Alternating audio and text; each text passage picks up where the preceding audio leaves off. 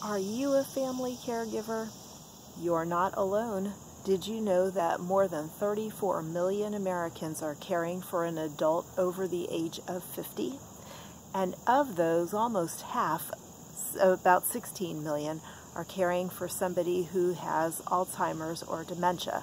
So even though you probably feel very stressed and overwhelmed and feel like you are alone, know that you are not. But one of the ways that can help you feel less alone and less stressed is to join a caregiver support group.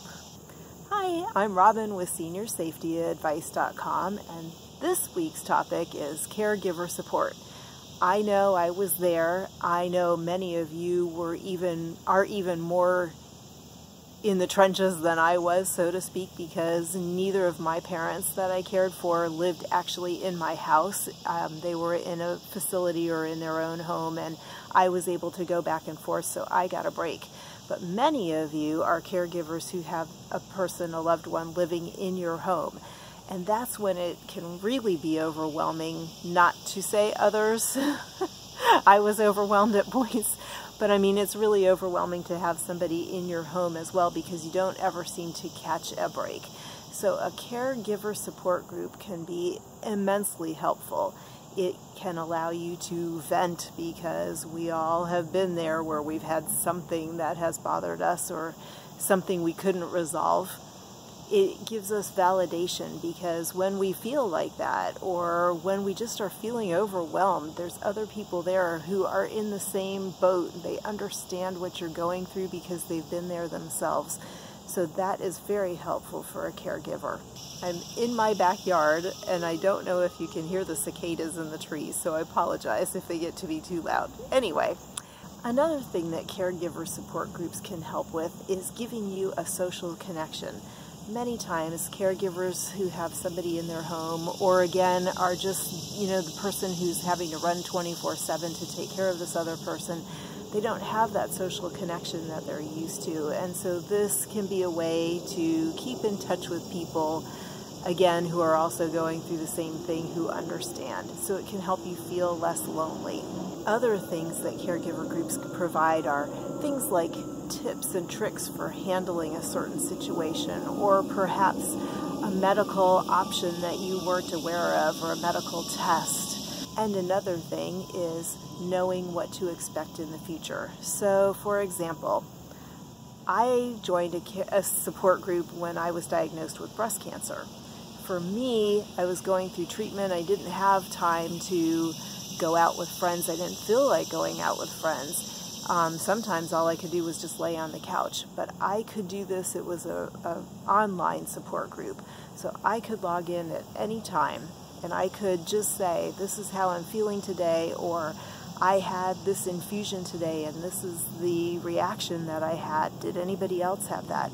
I'm telling you, it was invaluable because these ladies who were going through this at the same time knew that I'd had the same symptoms as they did, so they could say, that's okay, it'll pass. There were times that I could look and see somebody who'd had an infusion a week ahead of me. I knew what she had gone through, so I knew what to expect. I am actually 3 years out of treatment now and healthy. Yay, thank you. I'm so happy, so grateful. But my point was going to be that I still keep in touch with several of these ladies because they were just such a great resource and we became friends. The same thing can happen with a caregiver support group. So how do you go about finding a caregiver support group? Well, if you want one that you can go to locally that would say, for example, meet every Tuesday night, one place that you can look is at your local hospital, or you can ask your doctor for referrals. A lot of times they will know of a social worker, and that social worker can tell you about groups that would fit your needs. Your local area on aging group may also have some referrals for you, and be sure that you specify that you want one that is a local group. You may ask around at the local senior center. In a lot of cases, they have resources for things like this. And the last thing that you might want to try is, like what I did, is looking for the specific health condition that the person you're caregiving for has. So for example, in my case, I went to breastcancer.org. Another resource would be the American Cancer Society. They have online support groups. If your loved one is suffering from something like Alzheimer's, then go to the Alzheimer's Association and type in the search box support groups. Also something, like Parkinson's. If the loved one has Parkinson's, the Parkinson's Foundation also has support groups. Now, what about if you don't want something necessarily local or on a big level like that? You can also turn to Facebook. There's a lot of controversy with Facebook nowadays, but I find that there are very helpful groups in Facebook. So there are several that you can look for, and again, what you want to do is type in the search box where it says search Facebook. You want to type in what it is that you're interested in. So, for example, if you're interested in an Alzheimer's support group, type in Alzheimer's support or Alzheimer's caregiver, and you should get a list of things that pop up. I would tell you, look for a private group. Many things that are public, that means everybody, no matter what, they can read those posts. And you may not want information put out there for the world to see. So definitely look for a private group. Most of the time they will have a requirement to join. In other words, they will have you answer 2 or 3 questions because they want to make sure, first of all, that you're not a bot that's going to be spamming.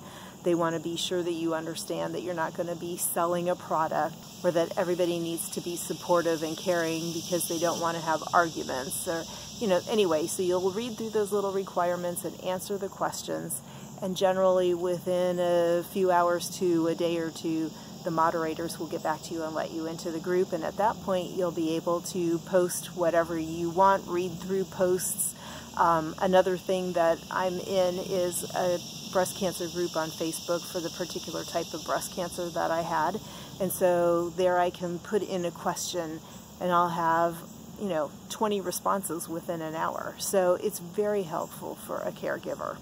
An example of Facebook groups that you might be interested in, there's one called Memory People, and that is for caregivers of those who have Alzheimer's or dementia.